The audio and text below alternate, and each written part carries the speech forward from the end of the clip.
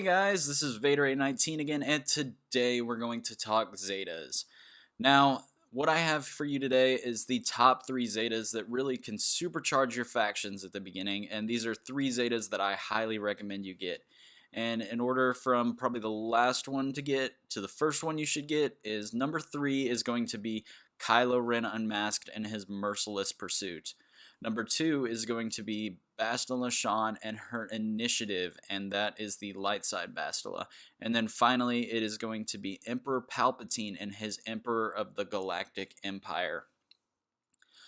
Now, these 3 Zetas are really going to supercharge each faction in its own respective ways, and we'll start off by talking about Kylo Ren Unmasked. Now, the First Order is a faction that really bases itself off of critical hits, and the First Order consistently gets advantage, which guarantees that your next attack will be a critical hit. Now with Merciless Pursuit, you gain plus 40% critical damage, which really maximizes those critical hits and makes sure that you can get the most out of them. Also, which is all important in the game, is speed, and Kylo Ren gives First Order allies plus 30 speed, makes them fast as can be.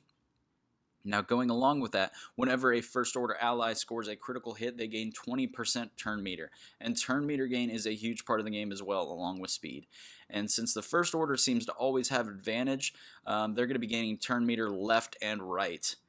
And then after that, when a First Order ally gains a status effect, so this could be a positive status effect or a negative status effect, they gain 5% health and protection back, which keeps their survivability going and makes sure they survive longer and longer. The First Order is a great faction. They're very good in the Sith raid as well. They're also good in other raids. But it's one of the factions that's easier to obtain, and it can really make your way in arena as well, grand arena and territory wars and battles. Now the second Zeta is Bastila Shan's initiative. Now this is a more unique Zeta. Well, maybe not unique, it's different. The Jedi used to be awful. They didn't have any survivability, their damage was low, nothing really special about them. But once Bastila came to the game, it was all about the Jedi. Now, Bastila's leader ability is Initiative, and what Initiative does is it gives the Jedi allies on your team protection up 200%, which cannot be dispelled. So that really adds to the survivability of the Jedi, because that was kind of their main issue at the beginning. Well, they were all an issue, but the survivability was probably the worst thing about the Jedi. And also, they gain 15% turn meter at the start of the encounter, so that gives them the jump on the other team, hopefully, if they're not very fast. Now, at the beginning also, a tank ally on the Jedi team gains taunt for 1 turn. Now, this taunt it's able to be dispelled, unlike the protection up, but it's still kind of a pain to go around. You need to make sure you have that buff dispeller on your team when you go up against a Bastila Zeta team that has a tank on the team as well. But this protection up really helps the survivability of some of the weaker characters like Grandmaster Yoda, Ezra, those that don't have as much health as protection, so they can put out more damage like they're supposed to do, but they also have that survivability. Now also, while these Jedi have protection up, they have plus 150% tenacity. So that really prevents them from getting stunned, force crush as well. That kind of counters the Palpatine team there, because Palpatine is based off of a debuff landing team. And if you're able to avoid those debuffs, you can actually be able to beat those other teams. And then also, while the Jedi have their protection up, they deal 35% more damage. This really helps, but finally, eventually, once your protection goes away on this Jedi team, you're kind of back to the same old Jedi. Some of them are hard-hitting, but their survivability is awful. So if they have a powerful team that can really wipe out the protection up, eventually that will get rid of them. But also, it takes quite a while, because it is 200% protection up.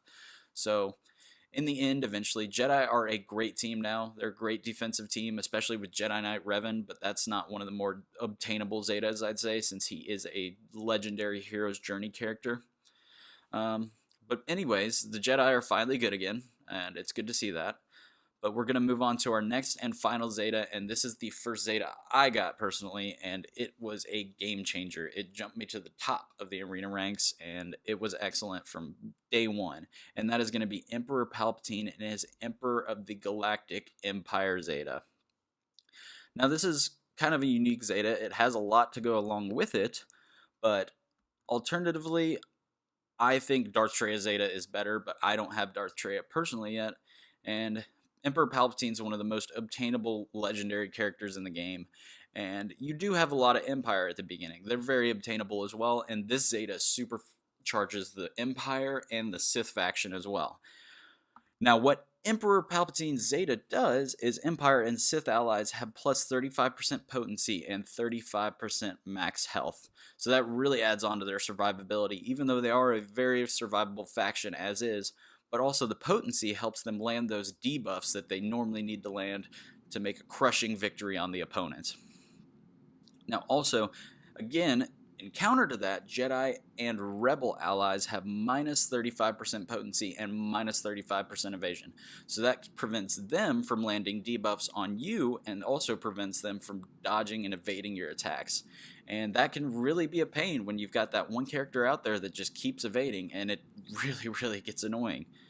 Adding on to that, when an Empire ally inflicts a debuff, you are going to gain 20% turn meter, and turn meter gain and removal is the name of the game today.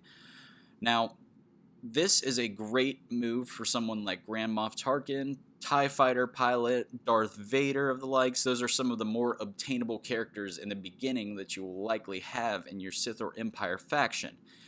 And Grand Moff, with his intimidation tactics, automatically debuffs the rest of the team, and he is based on his potency already, so he is a pretty potent character. And if you use that intimidation tactics, you're likely going to have another turn immediately after, unless you're going up maybe against a Bastila team with all the tenacity up when they have the protection. But that gives you another turn right away when you land those debuffs, because it's 20% turn meter per debuff landed. Going on to that, after Sith allies gain 20% health back when they land a debuff, and that's a huge help for the survivability of the Sith. And there's one character in particular that actually gains both of these bonuses, and that is going to be Darth Vader.